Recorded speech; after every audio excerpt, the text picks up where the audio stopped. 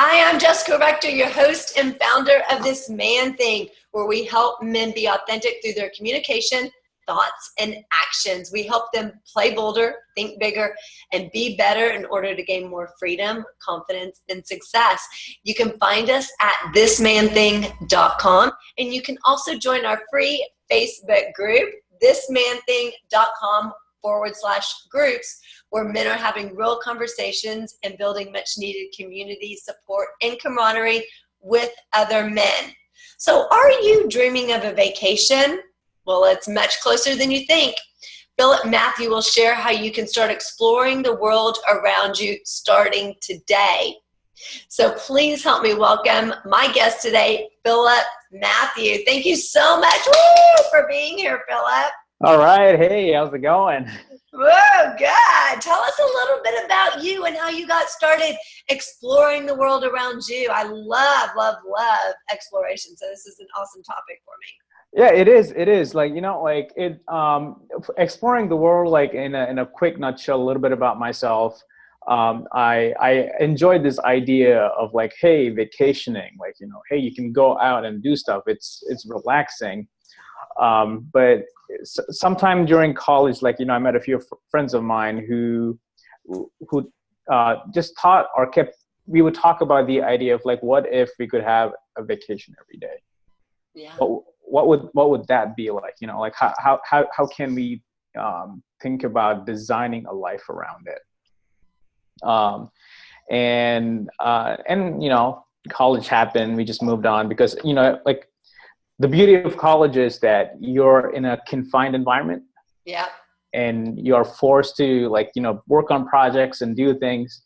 But the opposite end of it is you're only there for a semester. And then it's okay, new group of friends next semester, or new set of things that you work on. So, those ideas just moved on and moved along. But it took more fruition in the past couple of years where I decided for myself, I needed to be more intentional about this. And I realized that, my hometown is someone else's destination. And so what can I do to start making a vacation or just exploring something different, just to give a different mindset in the world around? And that began being more intentional about things, the journey from there. So it sounds like, do you like to travel? Because that's what it sounds like.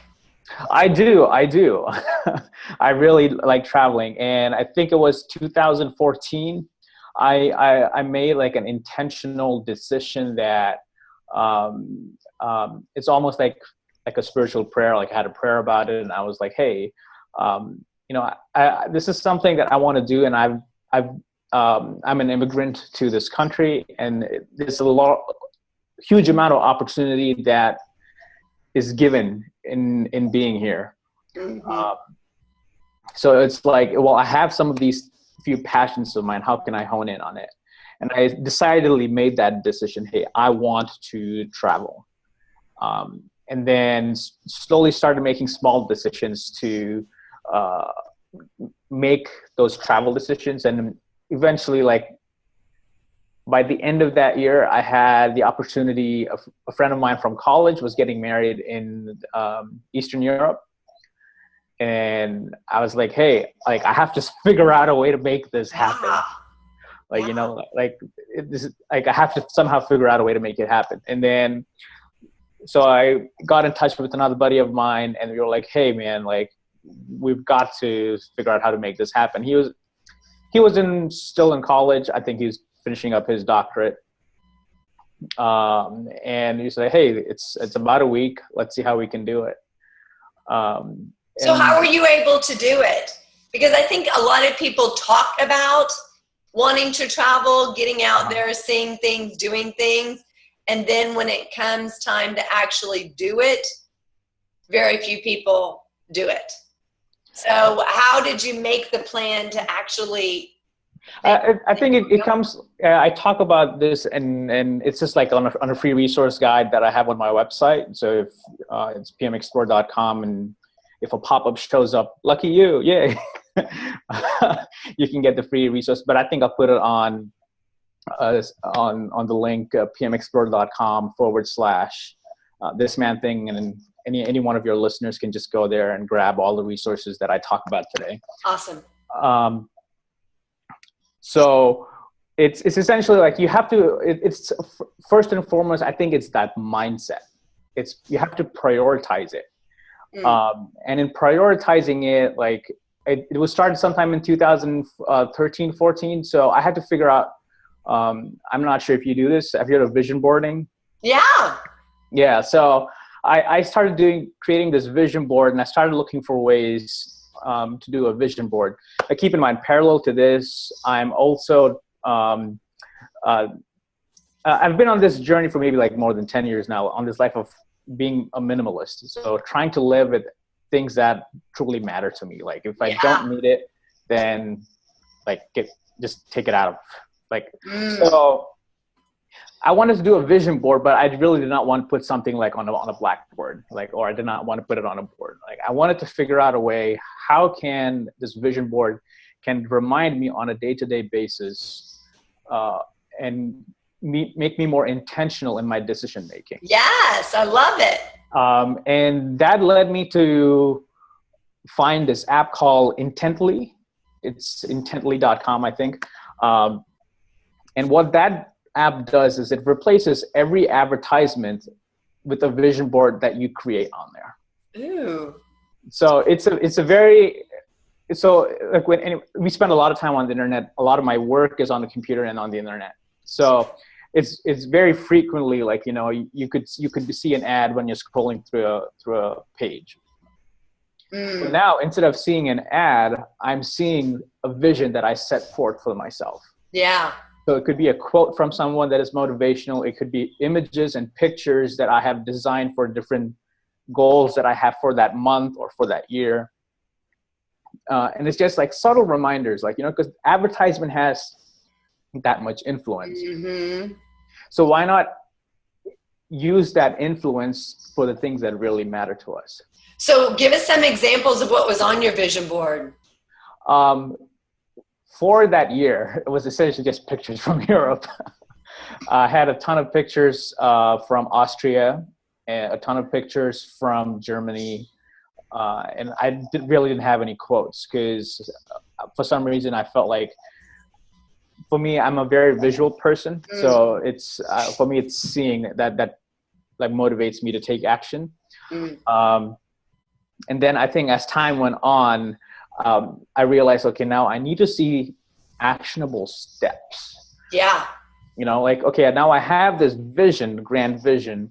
What are the next baby steps that I got to do? So how did you do that? What did that look like for you? So you had a picture of Europe on there, and then how did you, because that's one of the things I teach my clients, right? Create the vision first and then backtrack it. Whereas a lot of people say, well, this is where I am. Let me take the baby steps to get to the vision. I always say create the vision first and then backtrack it on what you need to do, kind of like a backward way of doing it, what you need to do in order to reach that vision. So what was the action you need to take? I like to call it backward design. Yeah. You take something and you design your end goal, and then you say, okay, so this is what I want to do, but instead of, like you said, instead of thinking going forward, how do I get back? Yeah. Thinking backwards. So in this case, okay, opportunity presented itself. Like, you now have an opportunity to go to in this case, the country of Ukraine. Do keep in mind, this is in the middle of the crisis. They were like, it's the middle of the war. Wow. But again, it's an opportunity. Like, do you want to play safe? Yep. And as not an opportunity, take advantage of it, right? Exactly. And I have a short story. I'll probably talk about it briefly. That when I got into Ukraine, like, was a little bit of a struggle with the authorities that I had there. But again, it's this idea of, okay, we were going to go to Ukraine, but again, the other part of my vision was I want to visit at least 3 countries a year. Yeah. Because it definitely changes your perspective. There's so much you learn, not only just about that culture, but you also understand in a very contemporary way, like why for in my case, because I like to understand how nations and cultures build on each other. Mm-hmm. It gives you a perspective on how, like, you know, this country has given me an opportunity that I have never seen before. Yeah.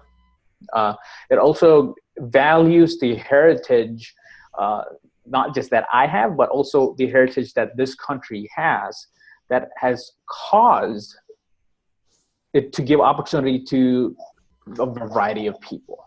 Mm-hmm. So keeping that in mind, so the idea was, okay, we have this opportunity. So I told my friend of mine, hey man, like, I want to do this, but I don't have too much time to plan the details. Yeah. So, but knowing him, so we had to play off of each other's strengths and weaknesses. Yeah. You know, so he said, okay, I'll plan the itinerary, and then you can figure out, like, you know, the different types of logistics for it. So like he did the itinerary planning of, I love it.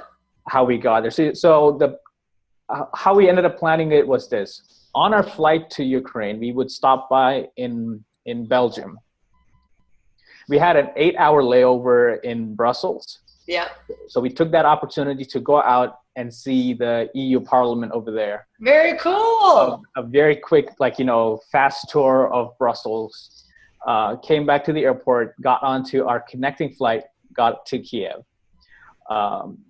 Went to Kiev, spent a couple of days there, like, you know, the family then took us on a tour to Kiev. Language barrier, like, I don't understand Ukrainian or Russian. Like, my only two words I know is, only one word rather, I would say, is like duh, which is like yes. And then on the way back, our flight, we had a stopover in Austria. Oh, yay. So we stopped at Vienna there. And since Vienna is close to Slovakia and the Czech Republic, we said, hey, let's make it a 2-day or 3-day stop. And then we spent for the first day in Vienna, second day in Slovakia, and the third day again in Vienna, and then came back to the US. Yeah, Prague in the Czech Republic is one of my favorite places. It's amazing. And when you were in Vienna, did you get to see the city below the city? Did anybody take you? There's certain places in Vienna. I have a friend who lives there that took us on a tour where you can see like the underground city of what actually Vienna is built on, another city. Did you get to see any of that? That's so fascinating. I was only able to see part of it, like in a sense that because of how, like, we wanted to make the most of what we could. Yeah. So this time around, we were like, hey, let's just go to the main things that we can see. Yeah. So we went to like all the museums, all the palaces. Well, you'll need to go back and visit that. It's very, very fascinating to see like how you're standing on a church, and like it's very cool because, you know, here in the States we don't have things like that. And one of the things that I've learned through traveling is not only it's interesting to learn about other people and other cultures, but it's also, for whatever reason, I also learned so much about myself in the process. Exactly. Yes. I'm going and visiting that, you know, I mean, when there is a language barrier, are you more patient or less patient, right? Yeah. When you're not in a car driving places and you're on a train, like the train system, how punctual are you, right? Or do you end up missing the train? Things like that. But it also just allows me to grow and flourish in a way that I can't when I don't travel, right? When I don't give myself the freedom to go out there and explore different places and meet different people who are totally different, that grew up different, that have a different set of beliefs because they grew up different, who view the world differently. And my belief is when we allow ourselves to do that, when we give ourselves permission to do that, it also empowers us more because we also become more well-rounded.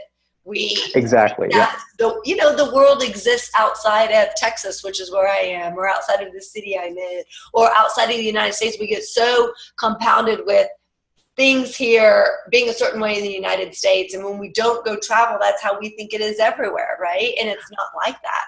And it's not. And like, there's a few things I think that you brought up that were like, it really amplified itself to me while I was there. in that one being that, understanding more about yourself and how Mm. you deal with different cultures. Now, the other one being the expression and understanding of belief. I come from I'm of the Christian faith, but it was very interesting for me to see when I was on the eastern side of Europe.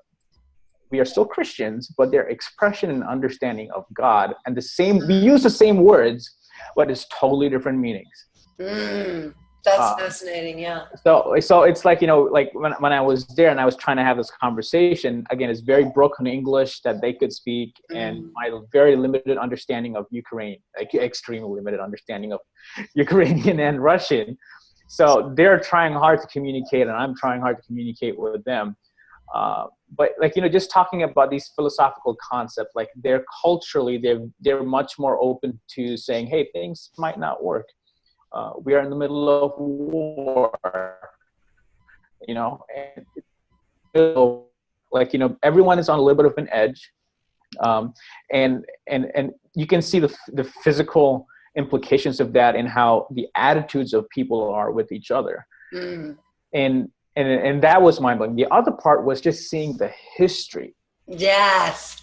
Like when I went down to Kiev, like I could see, they're looking straight down like the road between, I think, the two cathedrals. You could see something that was built in 500 BC. That's crazy. Like something from then you can go into the era where, like, when Eastern Europe was big, you have the grandiose palaces. Yeah.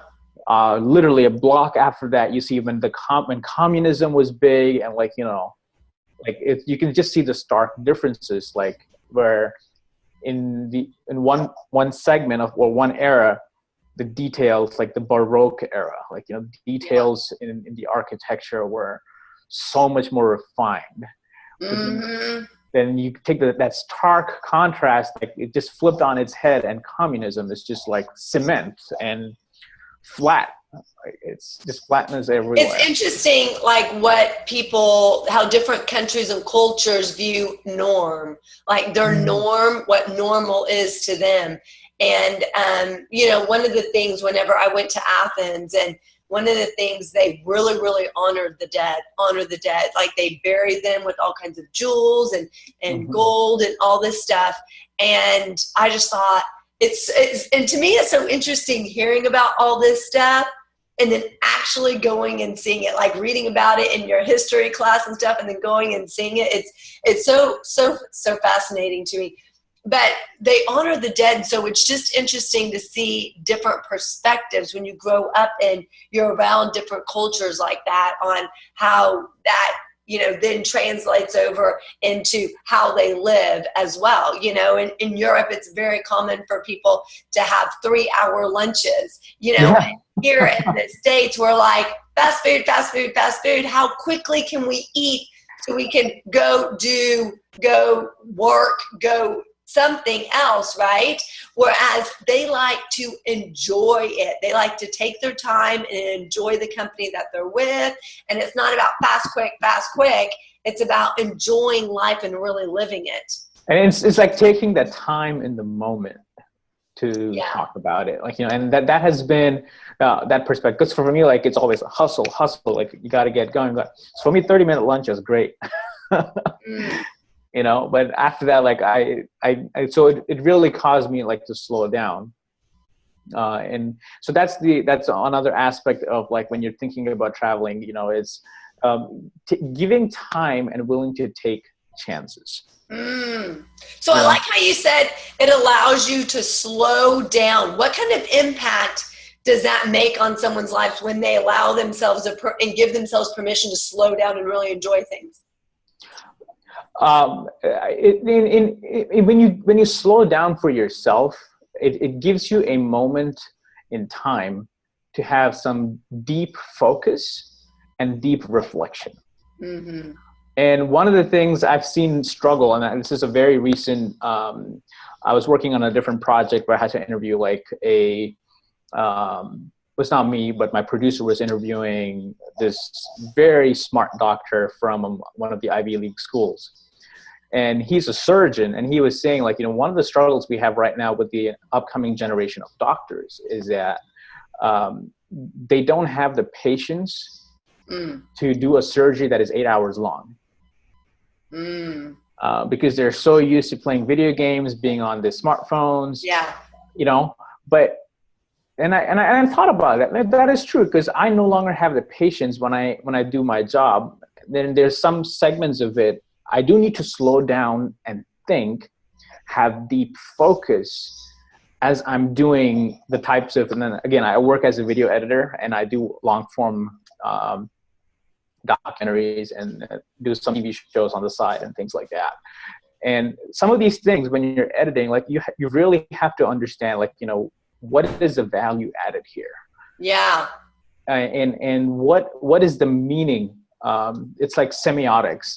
Like when I show an image of my phone, what if I'm holding it like this, what meaning does it give? What is the meaning that it's giving, perceived meaning? But then what is the meaning that I want to give? Yeah. But again, all these things are happening in split seconds. Mm-hmm. But when you allow yourself to slow down, you also allow yourself to be more present and more engaged. Correct. What's really going on, as opposed to rushing through something, rushing through your thoughts, rushing through your feelings. It allows you, when you take a deep breath, it allows you to process things in a more healthy way, or in a healthier way, than just rushing through things. Let me just get through it. It allows you to actually be engaged in conversation and in communication and really connect on a deeper level, which is what people want. So here in the States, correct, if we take a little bit from other cultures, especially Europeans, when they're spending 3 hours on a lunch, maybe we don't need to spend 3 hours, but it allows us to be more engaged, more present, and connect with people on a deeper level. And they're doing that because that's how they grow up and that's how they've lived, right? So how can people start to travel, start to explore? What's like the first step that they can take to do those things? And why is it important? I think part of it, there's definitely, again, I haven't done research into this, but I'm very much aware there's research that shows it is good for your health. Yeah. Whether we like it or not, slowing down, exploring the world around us is good for our health. And so I created this challenge, and it's do the 1 hour exploration challenge. So it's once a week. It's very simple. Once a week, even go outside, pick a trail and go explore. And if you're a smartphone kind of person, take your phone, take an Instagram picture, do a Snapchat. Love it. On the trail, and use the hashtag 1 hour explore. And it's just interesting to see, other people who are doing it and how it helps them change their lifestyle, get some fresh air. A lot of the time, we just need fresh air and sunlight most of the time. And if you don't like hiking, you don't like running, just pick up a book if you're into books, or pick up an audio book. That's what I like to do. I go on these 1 hour hikes. I like to listen to books and just go for a walk. I love that. My mom always used to say, Jessica, just get outside, go for a walk. And I always thought, what is going for a walk going to do for me? And it'd be times when I was stressed and I just kind of I just needed to get clarity around certain things. And I started doing it, and I don't know what it is. I don't know if it's the air. I don't know if it's just, getting away from what's so stressful, getting away from the work and the focus. Mm-hmm. But it just did something. And so now I love going on walks, especially if I have a young kid. And so he loves exploring. We go looking for rocks. We go looking for sticks. We go looking for leaves. But it also helps me become kid-like again, right? Yes.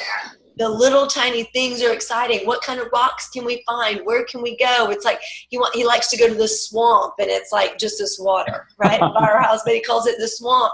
And that's what we need. We need more of like that playfulness in our lives, and get ourselves out there, away from the stress, away from the pressure. Take a break from work. When you're feeling really pressed and stressed, when you feel that pressure and stress, like just take a break, go outside for 10 minutes, even if you can't do an hour, just go outside for 10 minutes just to get away from it all. And it's amazing how clear things become.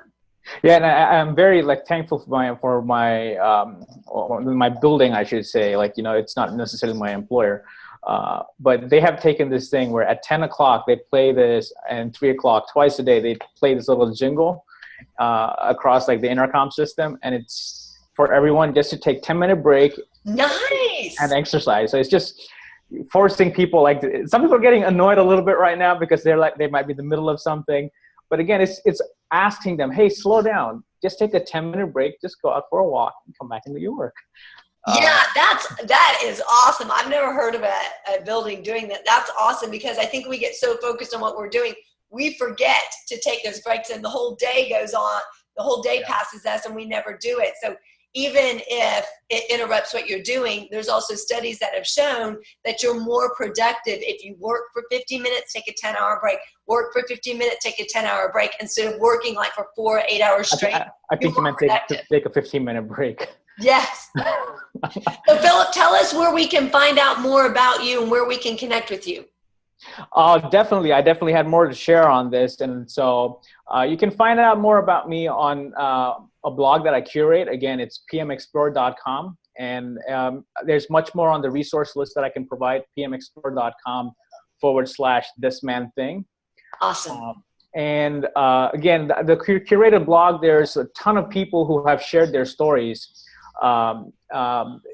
Again, it's not just me who's writing the blog. There are other people who contribute to it. And it's the idea of them sharing what got them to get exploring the world around them. Really quick story. There was a mother who had a child who had cancer, and she was like, I don't want my child to miss out on life. Every day would take her child out to explore the world. It just changes your perspective. Yeah, it does. It totally changes your perspective.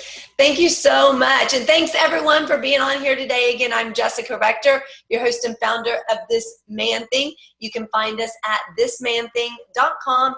You can email me at jessica@thismanthing.com. We're helping men be authentic through their communication, thoughts, and actions, because we want them to play bolder, think bigger, and be better in order to gain more freedom, confidence, and success. You can join our free Facebook group at thismanthing.com/groups and join the real conversations that men are having while they're building community support and camaraderie. I look forward to seeing you, having you on here, hearing from you next time. So make sure that you reach out to us. We're always here, and we'd love to know how we can better serve you in a bigger way. So reach out to us. You can find all of our information at thismanthing.com. Until next time, have a fabulous, amazing day. Bye-bye.